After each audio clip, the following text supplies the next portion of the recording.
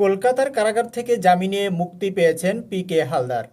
বাংলাদেশের বিভিন্ন আর্থিক প্রতিষ্ঠান থেকে ৩,০০০ কোটি টাকার বেশি অর্থ পাচারের ঘটনায় অভিযুক্ত প্রশান্ত কুমার অর্থাৎ পি.কে. হালদার ২.৫ বছর পর কলকাতার কারাগার থেকে জামিনে মুক্তি পেয়েছেন।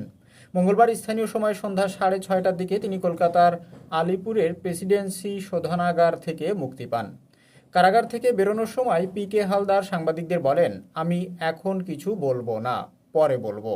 আমি আমার আইনজীবীর সঙ্গে কথা বলে পরে সব কিছু জানাবো। এরপর কারাগারের বাইরে দাঁড়িয়ে থাকা একটি গাড়িতে চড়ে ওই স্থান ত্যাগ করেন পি.কে. হালদার।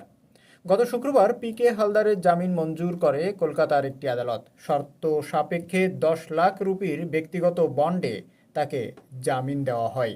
সোমবার আদালতে সেই বন্ড জমা পড়ে। এরপর আদালত থেকে সেই কপি প্রেসিডেন্সি কারাগারে যাওয়ার পর